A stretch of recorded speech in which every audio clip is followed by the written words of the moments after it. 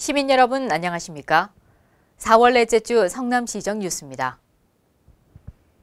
성남시청 광장에 일본군 위안부 피해자를 기리는 평화의 소녀상이 설치됐습니다. 주한 일본 대사관 앞에 세워진 단발머리 소녀 동상과 같은 형상인데요. 왜곡된 역사를 바로잡아 이제라도 위안부 피해 할머니들의 인권이 회복되기를 바랍니다.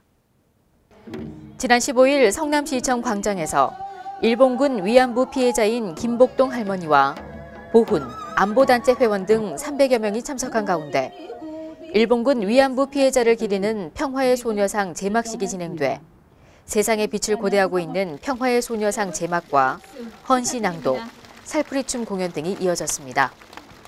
현재 국내 생존해 계신 55명의 일본군 위안부 피해자 할머니 가운데 이날 행사에 참석한 김복동 할머니는 기념사를 통해 남북이 통일해서 전쟁 없는 나라, 다시는 후세가 끔찍한 고통을 겪지 않는 대한민국을 만들어 달라며 소녀상이 후손들에게 역사의 교훈이 되길 바란다고 당부하기도 했습니다. 한편 평화의 소녀상 조형물 건립은 고양시와 거제시에 이어 성남시가 전국 지자체 중 세 번째며 성남시는 지난 1월 미국 글렌데일시에 특사단을 파견해 철거 청원 논쟁이 벌어진 평화의 소녀상 수호 의지를 국내외 언론에 알리는 등 위안부 피해 할머니들에 대한 일본의 사죄 문제 해결에 적극 동참하고 있습니다. 우리 사회에 뿌리 깊게 박힌 장애인에 대한 편견과 차별의 시선을 하루아침에 바꾸기란 쉽지 않습니다. 말보다는 실천의 힘이 클 텐데요. 제34회 장애인의 날을 맞아 장애인과 비장애인이 모여 서로 격려하고 함께할 것을 다짐하는 행사가 진행됐습니다. 지난 18일 시청 온누리홀에서 제34회 장애인의 날 기념 행사가 열렸습니다. 이날 행사는 진도 앞바다 선박 침몰 희생자에 대한 애도의 표시로 식전 공연을 취소하고 묵념의 시간을 가졌습니다.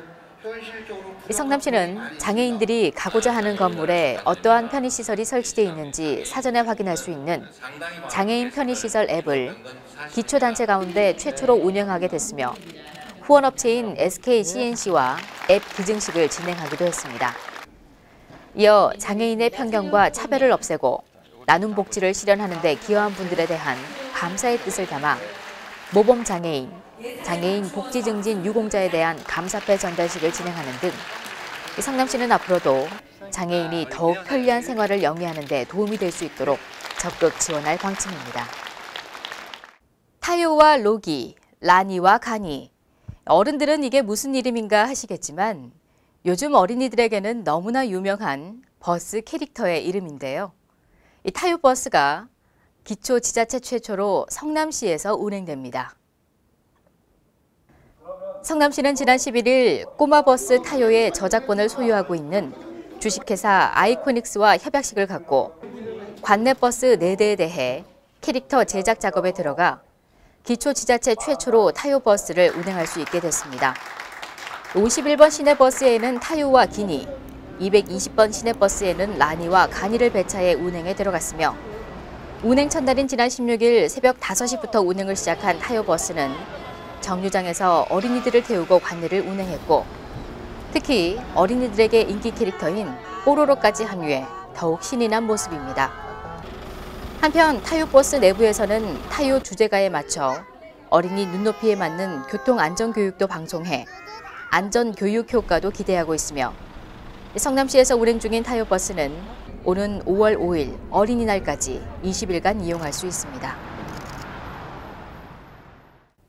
다음은 한 주간 주요 단신입니다. 정신건강의 중요성을 알리는 제8회 G마인드 정신건강연극제가 5월 1일 성남아트센터 앙상블 시어터에서 개최됩니다. 천방지축 음악극 걱정된다 이 가족에서는 가족 간의 소통과 가족애를 다룰 예정인데요. 관심 있는 분은 성남시 정신건강센터로 문의하시기 바랍니다.